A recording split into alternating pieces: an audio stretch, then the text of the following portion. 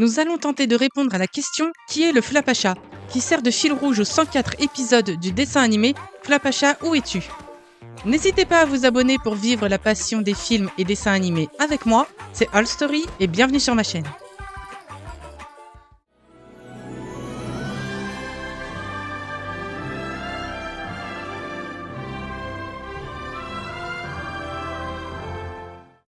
Le dessin animé Flapacha, où es-tu suit les aventures de Matt et Lisa et leurs amis, passant l'été dans un camp de vacances.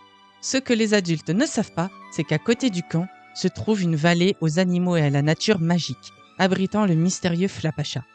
C'est lui qui fait l'objet des recherches des enfants, essayant, sans y parvenir, de le rencontrer. Et c'est justement ce qui fait tout l'intérêt de cette série. Le spectateur, comme les enfants, ne verra jamais le Flapacha. Par contre, la série nous donne des indices tout au long des épisodes. Deux éléments sont présents de manière récurrente dans les épisodes, l'ombre du Flapacha et son rire. Au moins, il est possible d'imaginer que c'est une créature assez imposante, avec une voix, si on peut parler de voix, plutôt grave, qui fait penser à un ours, ou au moins à un gros animal. Alors, pourquoi le Flapacha ne serait pas un ours?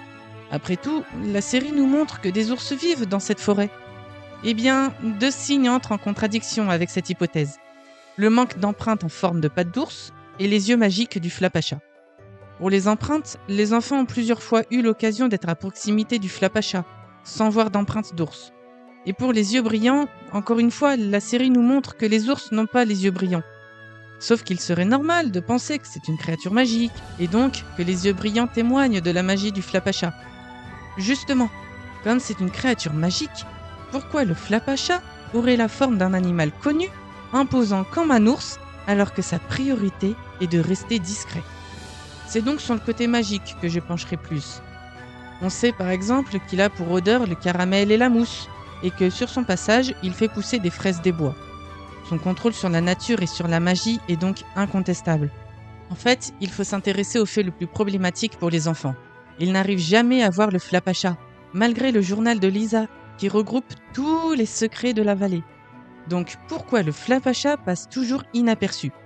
Grâce à son contrôle sur la nature, il peut parfaitement se cacher. Or, on a dit précédemment qu'il était imposant.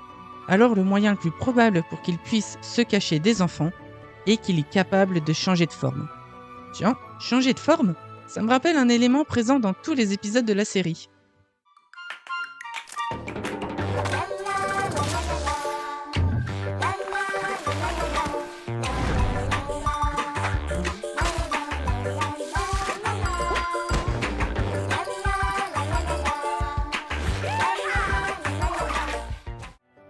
Et oui, pour moi le Flapacha est la créature poursuivie par les enfants dans le générique, comme ils recherchent le Flapacha dans la série. Son contrôle sur la nature est tellement puissant qu'il est la nature elle-même. Le Flapacha est l'esprit de la nature, prenant toutes les formes qu'il souhaite grâce à la magie de la vallée. Voilà, c'est tout pour cette vidéo. N'hésitez pas à vous abonner pour découvrir d'autres films et dessins animés. Partagez dans les commentaires les univers de l'animation que vous appréciez. Et sur ce, je vous dis à très vite!